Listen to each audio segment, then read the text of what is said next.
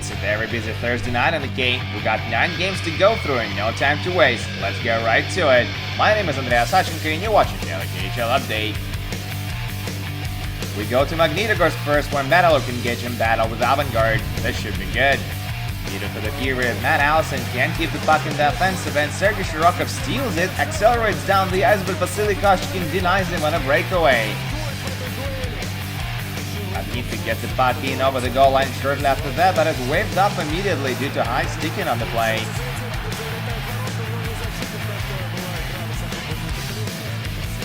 Home team still gets on the board first. 4 minutes into the second period, what if Wolski goes for a clapper from the hash marks, and Eero Pakkarinen buries the rebound for his 6th of the season. The Hawks get back even, buck 23 into the third period. Sergei Shirokov wristed home from the high slot for his 10th of the year, and it's a 1-1 hockey game. Magnitogorsk regained the lead midway through the period, and it's no other but Sergei Mazakin who one-taps it home from the blue line. 4 minutes later, Mazakin strikes again. Igor Babkov is a bit slow on the play. Allison strips him of the puck and sets up Mazakin for an easy one. And just like that, Magnitogorsk lead by 2. They secure the win with a late empty netter. Genetimkin bags it and Magnitogorsk take 2 points on home ice. 4-1 is the final.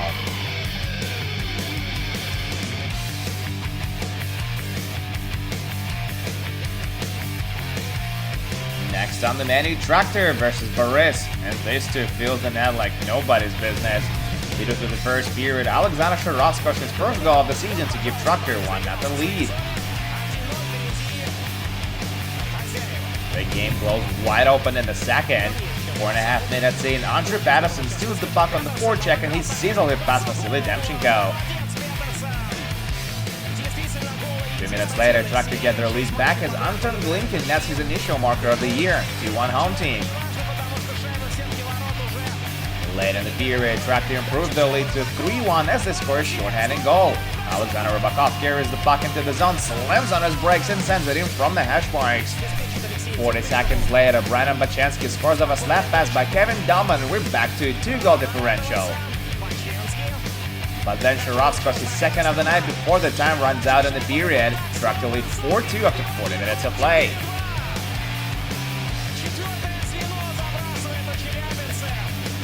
But re-swap Dominic Grakovina for Henrik Karlsson in the intermission and really pick up the pace.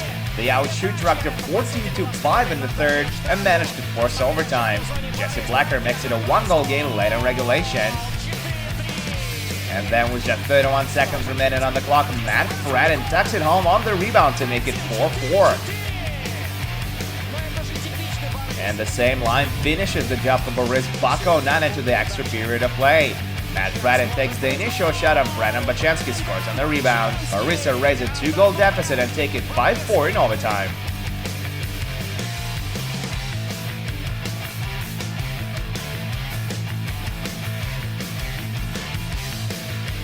Next up, Akbars and Salavat Live, the green rivalry. Salavat almost get on the board just over a minute in. Mitchie Kugrashev sauces it to the slot for Artem Fedorov, who tries to go 5-0 on Milgaripov, but the puck stays out. They still strike first in this one as Anton Bordasa wrists it home late in the period to convert on a power play. That's his 10th marker of the season. Akbars get it back in the very next shift. Just 24 seconds later, Artem Lukayanov sets Paul Bosma at the point for the Ripper, and Johan Matzla can't help Salavat. Tie game of 20. Early in the second period, home team pulls ahead. Anton Lundberg finishes off a great passing play, while Justin Azevedo hits the seconds to the assists. 2 minutes later, Andrei Markov finds wide open Andrei Popov in the slot, and Popov scores his first goal of the year to give Akbars a 3-1 lead. Salavat outshoots the opposition 29-17, but it doesn't help. Akbars beat Salavat for the second consecutive time this season. 3-1 is the final.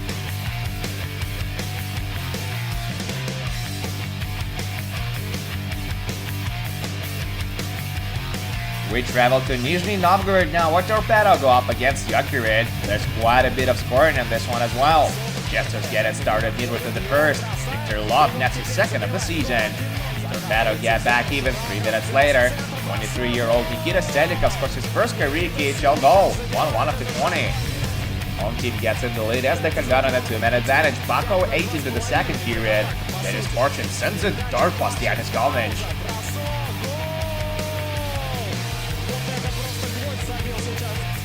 Jokerit level at 3 minutes later with a power play goal of their own. Chad Platt redirects it home from the slot. Midway through the period, Torpedo get their second lead of the night. Summon gets another power play tally and it's 3-2 now.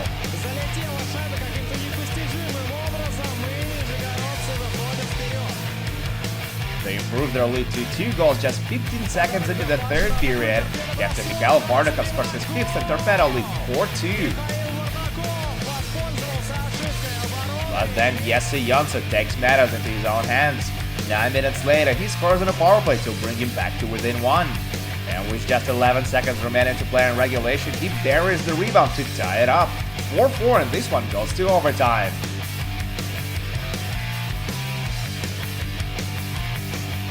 And this is how it ends. Brian O'Neill gets the puck in the neutral zone, burns past Daniil Berayev, and beats out Chakamira on the stick side. Torpedo give up a 2-goal lead in the third and lose their 6th consecutive game. Jokerit read their way to a 5-4 win in overtime.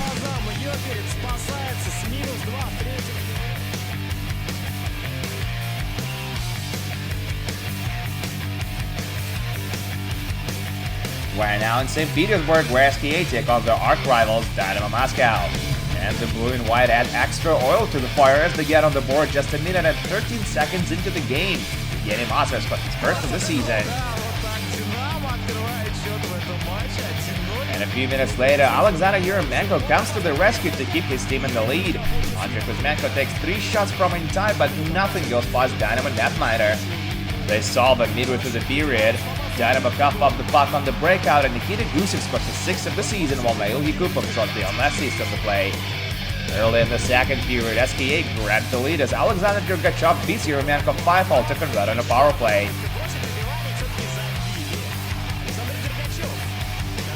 Late in the period, they get another marker with a man advantage. Pavel Datsuk sets up Patrick Kersley for his famous clapper, 3-1 after 40.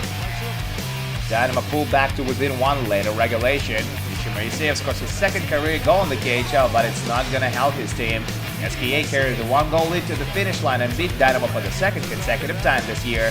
3-2 is the final of this one.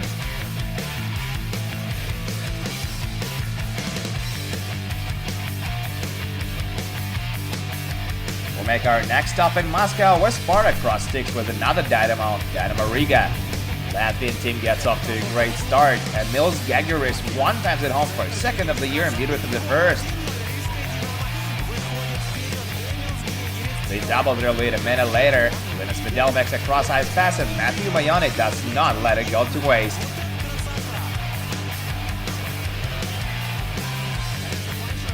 Early in the second period, Mayone goes for a long pass. He cannot connect with Gins Meyer, but Julius Hudacek almost hands him a goal nonetheless. Hudacek misplays the puck, but Meyer fails to make it pay. A few minutes later, the red and white get a goal back. Slavalishenko gains speed in the neutral zone, takes a shot from the point, and he beats Christos Gudlevskis on the stick side. 5 minutes into the third period, Spartak bring it back to even with a power play goal. Nikolajov makes a slap pass to Evgeny Kulik, and Kulik puts it home from the slot. It's a 2-2 tie now. But short after that, Spartak find themselves down a man, and Dynamo get a power play goal of their own. Nedos Hadashauskas fires it from the point, and Kevin Clark tips it in for his 6th of the season. And that's the game winner. Dynamo beats Spartak for the first time since October 2015 as they take it 3-2 on the road. Let's take a quick look at 3 other games. Danila Palkov scored twice, while NHL prospects Artur Kayumov and Grigory Denisenko chipped in 1 each as Lukov beat Admiral 4-0. Ilya Konovalov got his 3rd shutout of the year.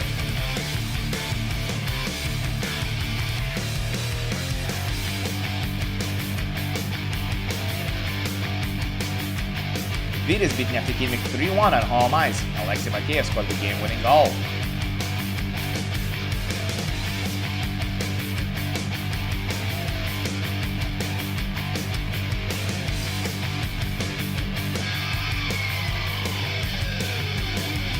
And finally Slovan won their 5th consecutive game as they beat Amur 2-1.